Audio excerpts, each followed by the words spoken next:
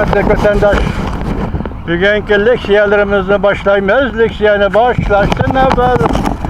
Eytanlığa garuz eytanlığa. Ayemin lagi mübarek olsun vatandaşlarım. Bugün sizlerge sözleri vaziyetimiz meseleydi. Leksiyada size hazır olsa Washington'dan sözleyimiz.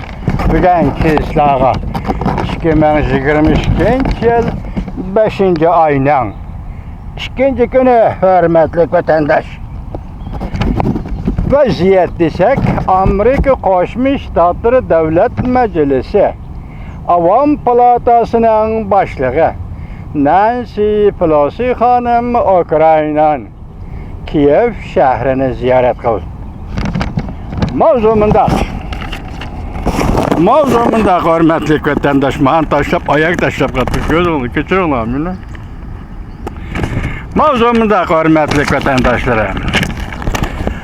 Avam Palata Başlığı Nancy Pelosi Ukrayna Kiev şehrini ziyaret kıldı. Amerika'nın kol işi yani yukarı baldağa götürüldü. Amerika'nın Ukrayna'nın kol işi yani yukarı baldağa götürüldü.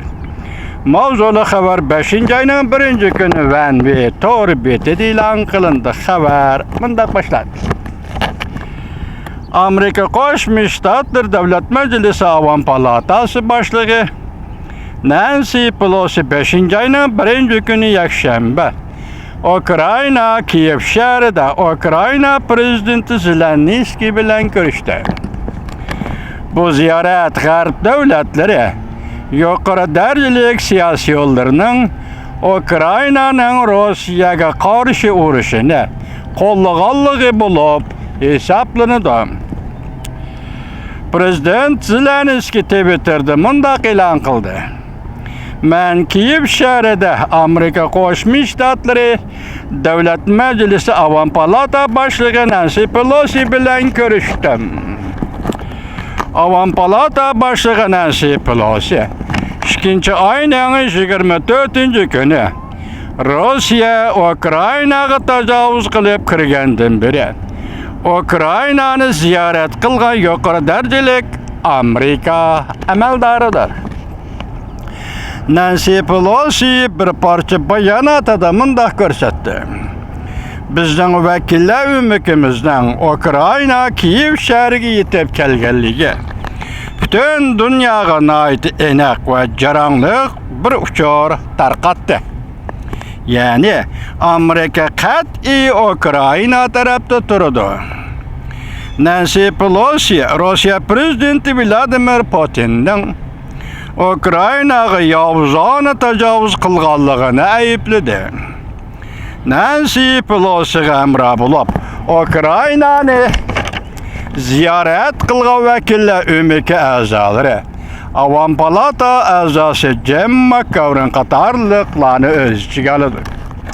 Zelenski Twitter'a koyup bergen bir parça filmde, video filmde Nancy Pelosi Zelenski'ye mundaq dedi. Prezident Zelenski'ye mundaq dedi.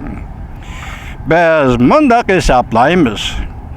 Bizden seni ziyaret kılışımız, senin erkinlik üçün can kılıvatqallığına rahmet etiş üçündür.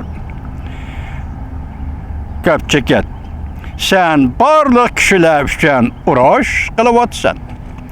Nancy Pelosi mundaq görsetti. Bizden vədimiz şu ki bu uğraş ahırlaşqıca adaqçılarını kollaşdan ibaret. Nancy Pelosi mundaq aşkarılıdı. Amerika vekiller ümiki burayını davamlı ziyaret kılıdı. Polşa'nı ziyaret kılıp Polşa'nın prezidenti Duda bilen görüşüdü. Nancy Pelosi mundaq görsetti. Biz Polşalık İttifakdaşlarımız rahmet etişken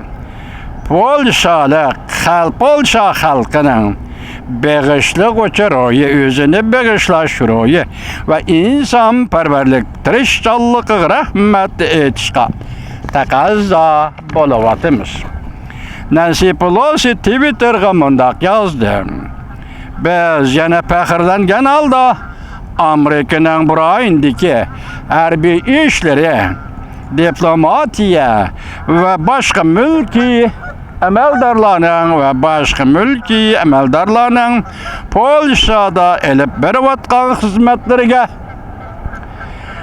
Ayacan ilkide rahmet eytimiz.